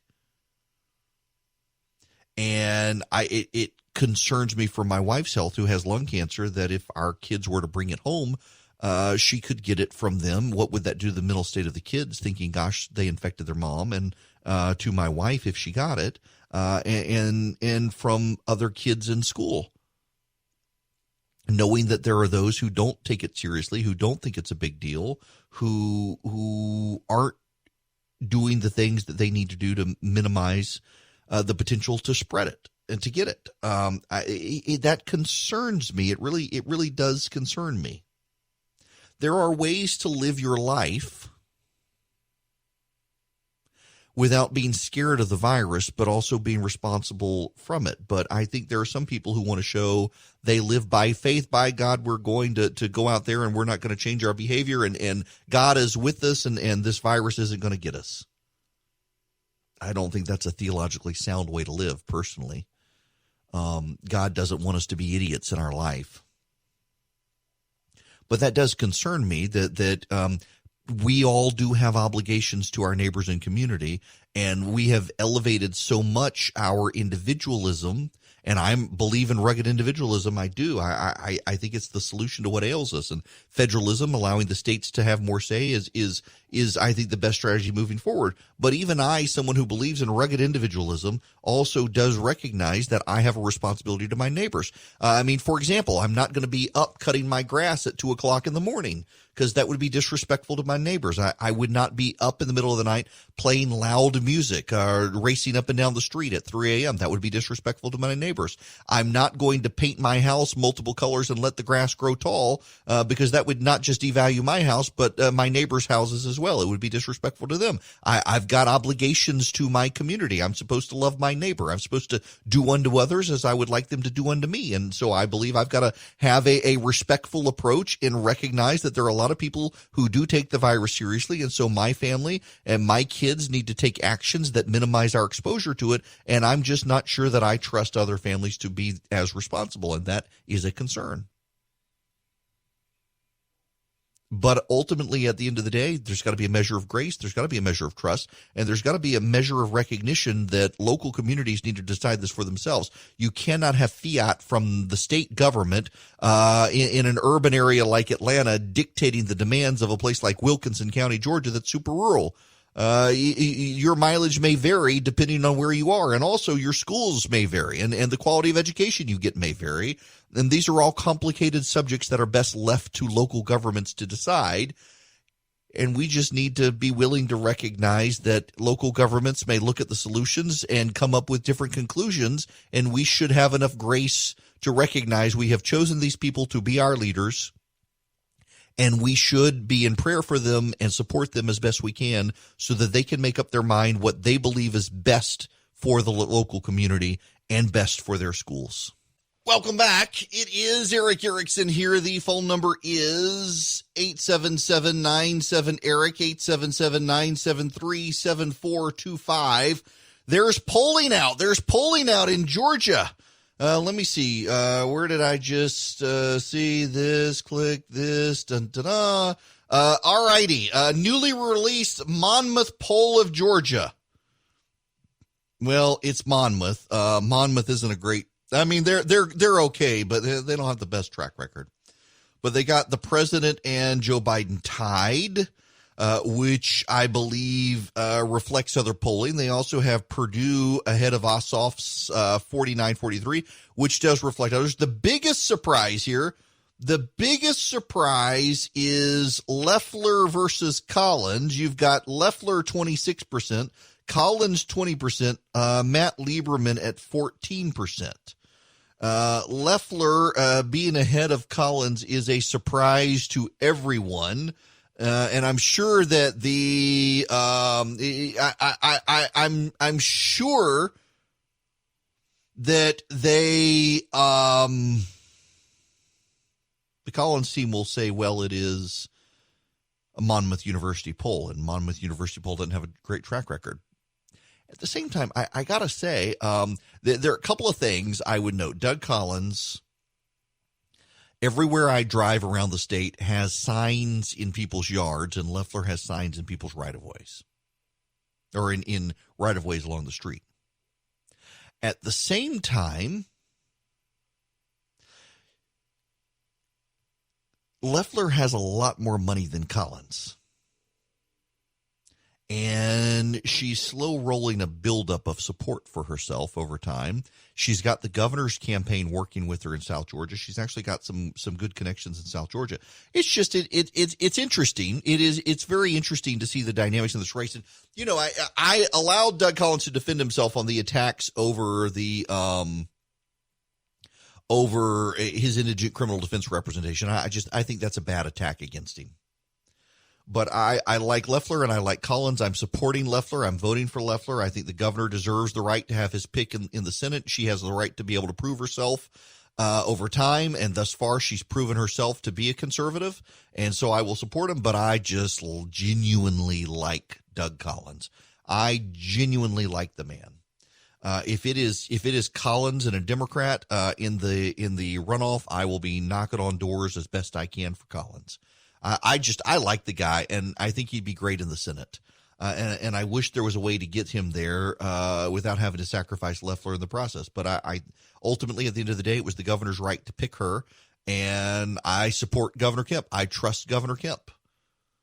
But she's ultimately got to figure it out. She's got to fire up the engines, and according to Monmouth University, she is. What I want to focus on more than that, though, is the Purdue Ossoff race, which I believe that to be true. This polling shows Purdue ahead. Now, it is Monmouth, and Monmouth is not a great pollster. But the polling data is consistent with the other polls out there. And remember, it was John Ossoff who himself said in his own poll that they were deadlocked. And that is the best that Ossoff will do. He may go up a point or so, but I just really do believe that the polling where it is aligns accurately with what we're seeing on the ground there. And the fact that Ossoff is having to try to use the media to distort David Perdue. Have y'all heard about this? That David Perdue runs an attack on John Ossoff that makes his nose look big. It's a anti-Semitic attack. Now, so if you've seen the supposed attack on John Ossoff, what it does is it looks like a staticky TV, his image with wavy lines, and it distorts his face. And at one point, the wavy line passes over his nose and makes his nose look a little bigger. So that's anti-Semitism. No, it was the style of the It reminds me, remember back in the day, Alex Castellanos in 1994, I think he did an ad where it had Democrats and it was broken down how it slid down and rats was by itself and big and he's calling the Democrats rats. Nowadays you call the Republicans Nazis and you get applause for it, but he called the Democrats rats, and it was the style of the ad. Was it intentional? Probably. Who cares? It was just the way that the media sympathetic to the Democrats got outrage over it, and I think Castellanos lost the contract at the time. He's a good guy, by the way. It's just the outrage on this sort of stuff is silly. David Perdue is an excellent senator. David Perdue has defined himself in Georgia, maybe not to the national press, but to the local press. David Perdue has defined himself as his own man. And according to this poll, he is ahead of John Ossoff, and I think he will win the race. I do. I am very curious about Lefleur Collins. So I really am very curious about Lefleur Collins and how that shakes out. Either way, we're going to have a great Republican senator in whichever of them wins because they're both good people. Correction. I said Emerson I said Monmouth is the bad university poller. It's Emerson I was thinking of. Monmouth, I'm told, is actually pretty good. So the Emerson poll or the Monmouth polling, if you're just tuning in, has Purdue ahead of Ossoff by a few points, has Trump and Biden tied, and has Lefleur ahead of Collins by 6 points, and Lieberman in third place, not Warnock, which is somewhat surprising. So good news for Lefleur. We'll see how this plays out. Related to that, I want to go to Mark calling in. Mark, welcome to the program. Hey, Eric. How you doing? Good. How are you? Wonderful, actually. Good. My point to your caller, or your screener rather, was Collins. I was a huge fan of Collins when he was in the House. Not going to lie, he had my complete backing. When he lost me was when he went really negative attacks on Lefleur. And I have become a huge Kemp supporter. He's acted like a governor. He's acted like a leader. I trust his judgment. I'm going to back Kemp, and in doing so, I'm backing Lefleur. I just think she deserves a chance. He chose her, and for the actual party to feel that they want to undermine one of their own really is bothersome to me, and I think a lot of people are going to feel that way. I think she's going to I do think she's going to win because I am going to be a vocal advocate for her on my, social media, and I am not against, throwing a little dirt, when it comes to backing who I feel. She has not done anything wrong. I mean, when she's done good things, like when she used her plane, oh my God, she was attacked for using her plane for good. She's got money. I don't hold that against her. I wish I had her money. I don't. Yeah, me too. That's not a bad thing. It's not a bad thing that someone has achieved what she has achieved. Whatever happened to celebrating? Hey, guess what? She's also a woman, has done this. Let's lift our women up. And the fact that Kemp chose her, I looked at it as a positive.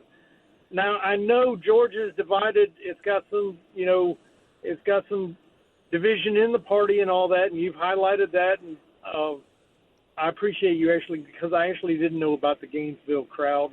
But I think Lefleur is going to win just because of the way that Collins has attacked her in a really, and he's getting his comeuppance. This last ad against him is, although not, I wouldn't consider it nasty, is just pointing out on a factual basis what he represented. So I hate attacking people who did indigent criminal defense. I mean, yes, I have to acknowledge it's fair game. I hate attacking people for that. But you're right on this issue. And Mark, this is why I'm supporting Lefleur as well. Is I trust Governor Kemp.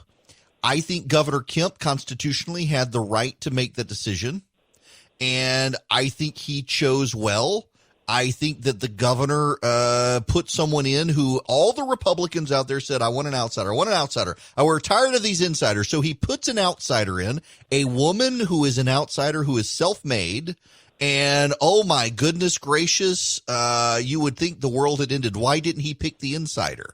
And that I have a problem with. I genuinely like Doug Collins. I like the team around Doug Collins. I like the people who support Doug Collins. Doug Collins is a prayer warrior for my family, and I am for his.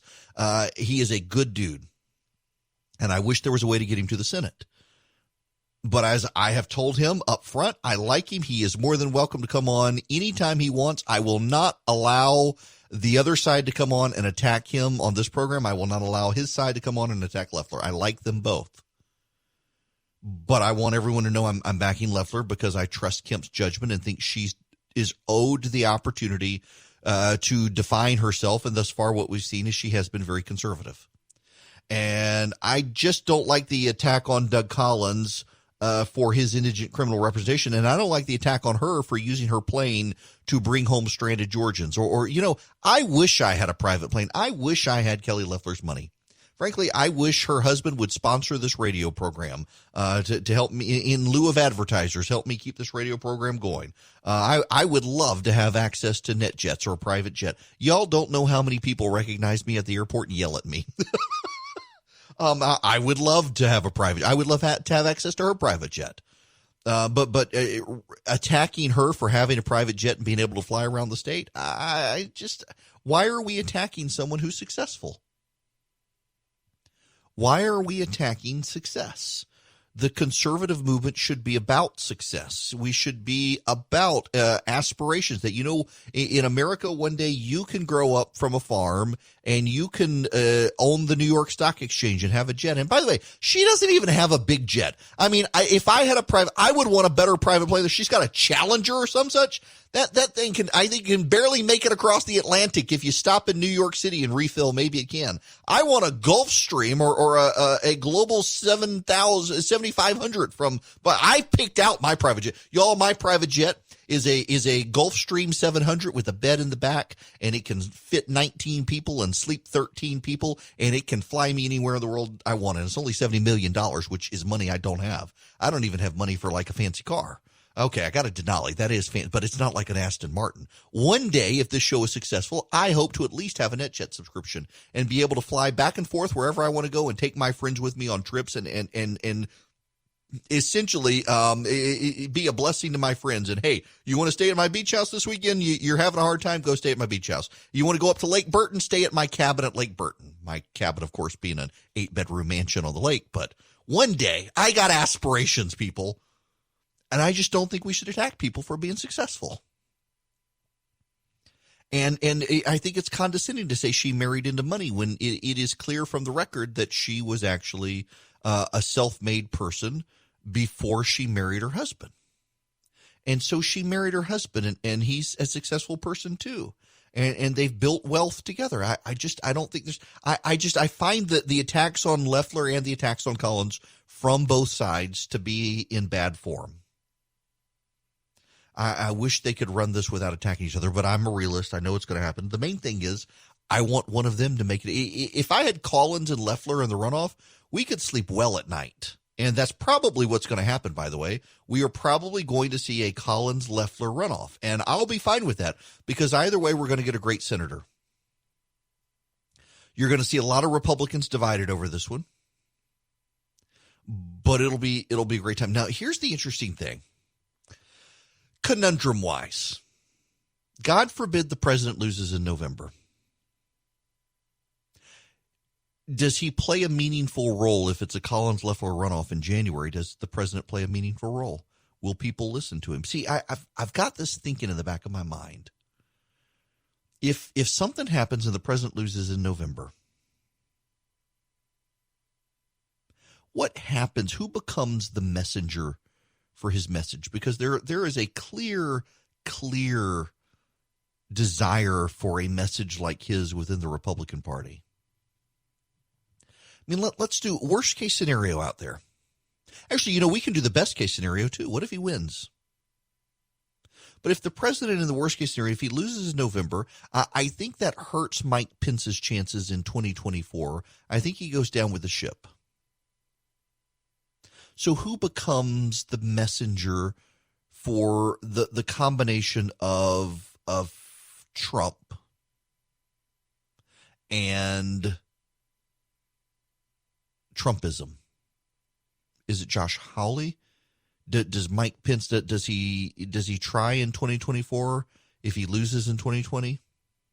I think it's easier for the vice president. If the president wins in 2020, in 2024, Mike Pence, I think, is the standard bearer. But you're going to have an interesting argument on the right if the president goes down. Was it the president or was it his message or was it a combination of the two? And we will spend 4 years squabbling about that, and we'll have a primary process again. And I see in my working theory for the Republicans moving forward is that Trumpism and Trump, a heavily populist, less conservative amalgamation, is the president's. It's no one else's. And so whichever Republican in 2024 runs will, to some degree, have a clean slate where they will have to, they won't be able to fully distance themselves from the president because that will turn people off if they do, unless the Democratic victory is so decisive that the GOP is just wiped out. Then I think you do have a window to run against it. And I don't think that's going to happen. So who runs? Now, if the president wins, well, then the standard bearer becomes Mike Pence, I think, very obviously, and there will be people who challenge Mike Pence. But I think Pence, if Donald Trump wins in 2020, Mike Pence is the nominee in 2024. That's the way it works, folks. If Dick Cheney had run in 2008, Dick Cheney would have been the nominee of the Republican Party, not John McCain, and the GOP might have just won. But historically, the party that controls the White House for 2 terms doesn't hold a third term. George H.W. Bush was an exception to that rule for Ronald Reagan and moved with his 1 term to be kind of prop back up that rule.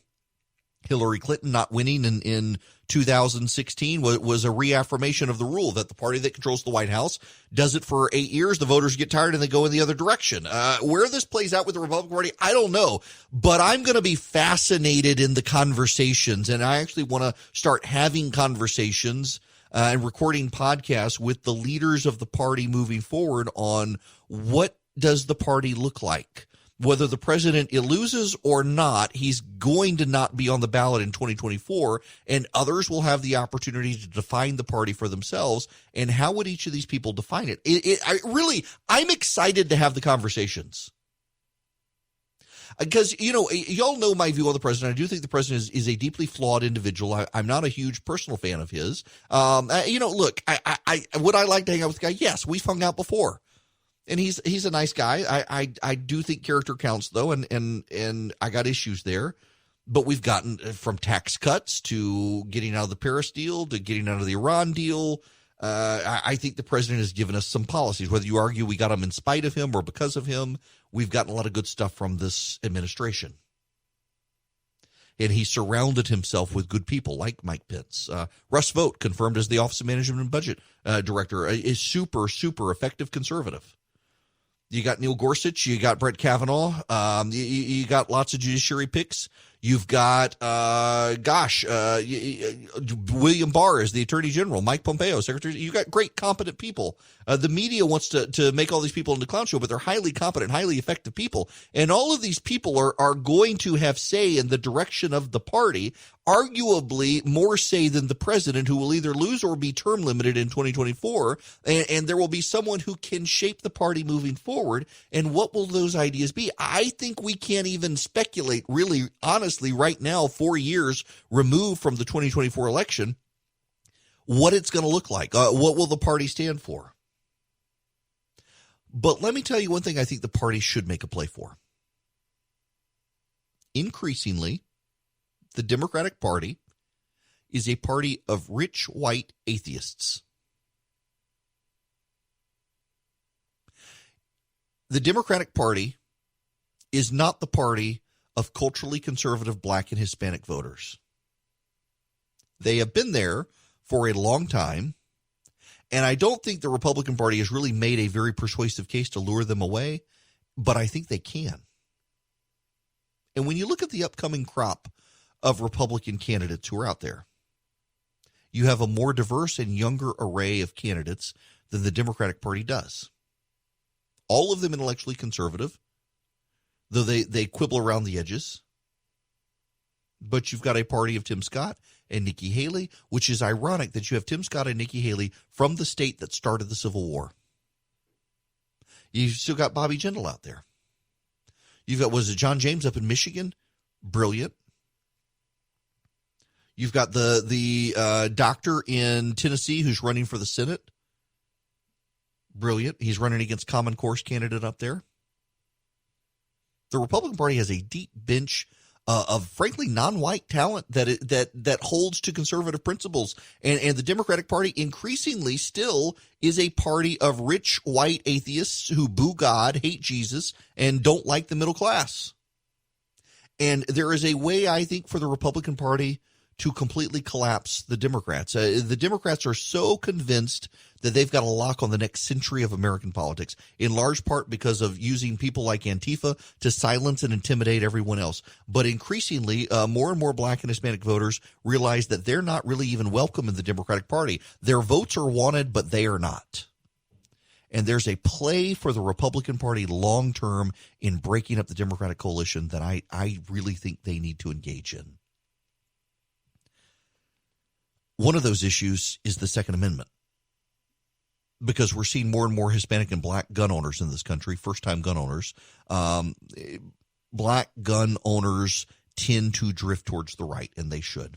And if you're one of those new gun owners out there and you want to turn your gun into a work of art, you need to reach out to my friends at True Precision, because they can help you.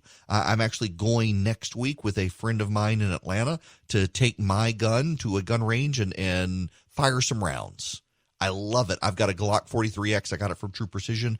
I've got a new barrel. I got a new slide. I got better sights. I got a better grip. We're gonna upgrade the trigger too. They just told me, got an email from them the other day, that they got new triggers in and we need to swap out my trigger. Y'all, I can't commend True Precision enough. Their gun that I have is a work of art. When I take it to a gun range, people want to know where I got it. And I got it from True Precision. You can get the parts. You don't have to get the gun from them. You get the parts from them. You get the slides. You get the barrel.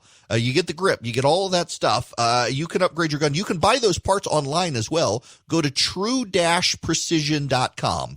true-precision.com. And when you look on their website, you will see a checkout code. When you put your new barrel and your new slide in your checkout cart, and you go to checkout, there's a discount code. You put Eric in, ERICK, and you will get 10% off your purchase.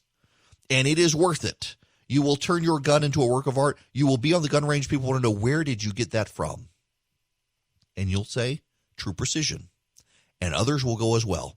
You know what? They don't have to sell themselves because their guns sell them. They're that good. And you should go check them out today. True-precision.com. Hello. It is Eric Erickson here. I need to put in a plug for Dynamic Money here. I really actually do. In fact, I got to sit down and answer some questions for them. Now, what questions? Well, my wife and I, we continue to work out our budget plans with them. If you don't know what Dynamic Money is, you hear Chris Burns' ad during the show. He fills in for me sometimes. Dynamic Money is a financial planning group that helps you. They really help you dynamically set yourself up for success in life when it comes to handling your money. They serve as primary care physicians for your finances, and they don't work on commission. Everything is for fee. You pay them and they help you. They connect with and what I mean by primary care physician is they will connect with all the specialists in your life, your financial specialist, your mortgage guy, your life insurance guy, your homeowner's insurance guy, your car insurance guy, they'll look at all your finances. Can you refinance? What's your credit card debt? What's your equity in your house? Can you get money out to pay your credit card debts off? What options are there for saving money, setting aside some money to build up a savings account for an emergency fund? How do you budget? What can you save? They look at all your finances. It blew my mind to see just how inefficient my wife and I have been with our money over time. When I started sitting down with them, I actually am a client. And you know, whether it's True Precision or First Liberty or Dynamic Money, I knew them, had a business relationship with them before the show started, and they stepped up to support me. And I want to support them, but more so, I know they support me because I am a client of theirs, and they have helped me pay off credit card debt. They helped me build up a reserve fund to be able to take a vacation with my family to Hilton Head, which I didn't have a TV contract anymore and couldn't just write a check. They helped me plan stuff. I am bad at budgeting, and they are very good at it, and they're very good at teaching you. But more importantly, and pay attention to this one, please, they'll manage your 401k for you, or they'll give you advice on what to do about your 401k. They'll help you restructure it. But also, and this is important, they'll help your kids learn money management techniques. And that's something I struggle with. It's not something I learned as a kid, and I want my kids to be smarter about money than I am. And Dynamic Money makes your kids and you smarter about money. If you want to use them, again, it's 100% fee. They are not going to sell you something. They're not going to sell you life insurance. They're not going to sell you an annuity. They're not going to make a commission off of you. They just want to give you sound advice on your retirement planning and on your budgeting. And you go to dynamicmoney.com and check them out. I cannot praise them enough, y'all. They can work with you anywhere in the nation that you're listening to me. You can go to dynamicmoney.com. They can meet you on Zoom. They can meet you on FaceTime. They can meet you on Skype. They can meet you in person. And I can't recommend them enough. The peace of mind they've given Christy and me for financial stability is incredible. For years, I stressed about living paycheck to paycheck. And I went from making... Y'all, I'm not ashamed to tell you, I went from making a ton of money to my paycheck got cut. 2/3 of my paycheck got cut because I walked away from TV. Fox didn't really want me. I didn't really want to stay. And that was a huge chunk of my income gone. And I still had debts from when I was making that much money. And they were able to help me restructure. They were able to help me pay stuff off, stuff I never would have thought of, never would have considered. So please go to dynamicmoney.com and let Chris Burns' team help you guys like they help Christy and me. It'll give you great peace of mind. You'll sleep well at night.